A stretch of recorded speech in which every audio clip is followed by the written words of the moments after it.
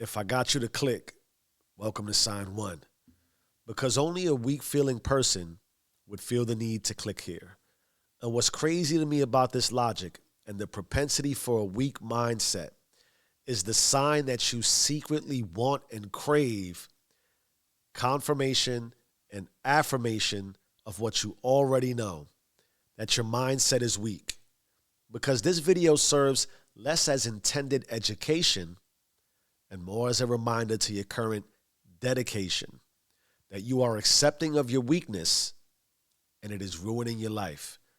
And that in the same way we are not intended to be sick or ill physically, because at the first physical sign of illness, fever, runny nose, or cough, we will seek medical attention. It's not just to get back to a healthy state, but what we would consider a normal state. Thereby, as we are not intended to be sick physically, we are also not intended to be sick mentally. We are not intended to be ill with depression, anxiety, or stress. That is not how the mind is designed. And that is an obvious sign and distinction. You are not sick or ill. Rather, you are weak and standing still. So here's a truth that might serve as an odd form of comfort, but is also quite harsh. It's not just you.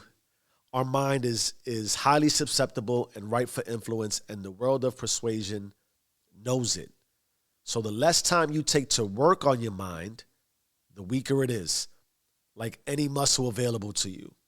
So God wanted me to tell you, check your emotions at the door, for if you do nothing else, there's a truth that awaits you day after day. And left unchecked, that truth is sad, dark, and tragic. So imagine continuing the path that brought you here. Another video, more content, more instant hopium, and doing nothing. For here is a reminder of the signs your mind is weakly dying and thereby ruining your life. Signs you already know and see, but can't free yourself from. Remember, I'm simply a reminder of what you already know, that life and your life, all life, is won and lost in the mind. And the difficulty we face is that everyone and everything is vying for precious space and time in your mind. So here's sign two. You don't know how your mind works, so it works as a force against you. That firstly, and so importantly, your mind believes everything you tell it. Everything you tell it. I mean everything you tell it.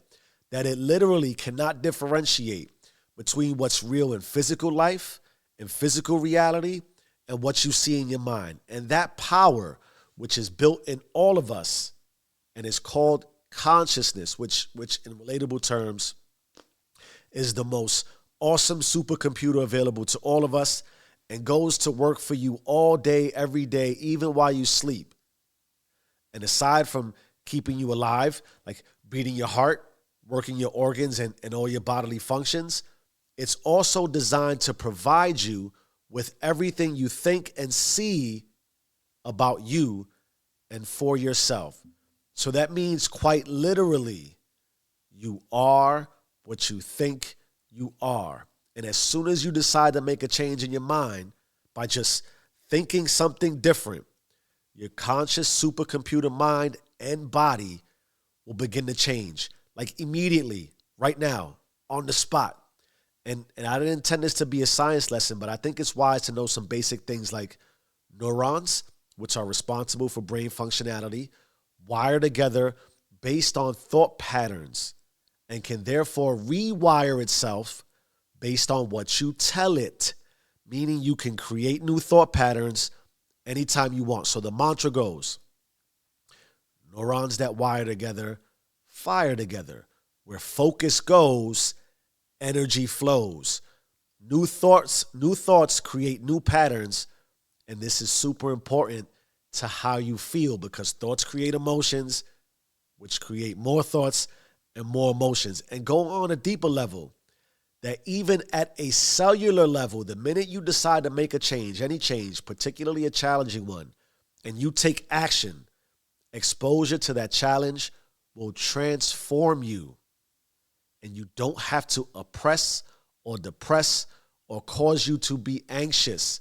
Remember, your mind is not sick, it's weak because you, as you're listening, have the power physiologically, neurologically, and psychophysiologically to seek and accept change, and ultimately your mind and body transforms at a cellular level, literally turning parts of your DNA on, which creates new proteins and reconstructs your physical and mental makeup. So if you haven't picked up on this sign already, you have formed a weak identity. And the sign of a weak mindset, which will ruin your life, is never believing you can change, because you don't know how your mind works. And so now you've created a force that works against you. Sign number 3, the device vice. The world is a distraction. From the moment you rise, there's constant vying for your attention.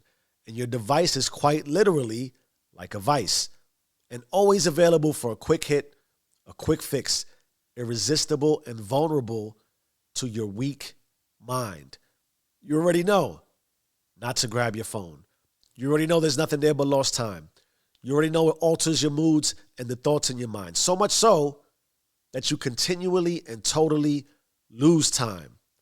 And that is your good morning, afternoon, and good evening to yourself. 6+ hours a day on your phone, and the ruin starts early. This time loss and lapse has become the ultimate persuasion in your mind. From one stimuli to the next, and the weakness and ruin permeates. Sign 4, the circle of mistrust. Every person is an influencer. Everyone. So the problem is not just friends, but always the type of friends. And the fact that you think somehow you need friends for validation is firstly not a good sign. Not a good sign. Not saying you should close yourself off to the world entirely and to people, but there's simple math to this. Surrounding yourself with a group of non-believers influences no belief. Surrounding yourself with complainers influences you to complain. Surrounding yourself with low achievers influences you to set your bar low. So I just say, better to have no friends than to socialize weakly. Reminder, I'll say it again, it's worth saying. Everyone in your life has influence and persuasion to your mindset. Everyone. And as the saying goes, the devil's greatest trick was convincing the world he does not exist. Do not let the devil in and create ruin. Sign 5, excuses, excuses. Believe that your life is somehow a journey to where it is today, and it has nothing to do with you at all. And that even worse, nothing is your fault at all. For excuses relieve you of accountability, leaving you powerless or too weak to change. Simply put, playing the game of excuses perpetuates a weak-minded, permanent vacation from reality. Your reality. The sign of excuses is the conscious acceptance of releasing control. This will ruin your ability to create solutions. Sign 6, the zone of comfort.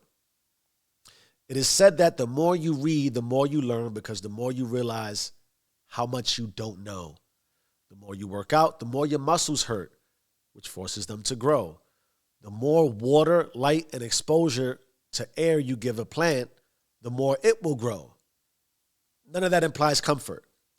So as the saying goes, nothing changes if nothing changes. And expecting otherwise is hoping for luck at best. The zone of comfort is you avoiding a growth plan, which thereby exacerbates a weak and ruined existence. Step 7, the difference of being taught and learning. Biases aside, I believe this talk is necessary for you and all of us. I truly and deeply believe that consuming this type of content and seeking coaching, mentorship, and broadening your scope in life is vital to all growth and your growth.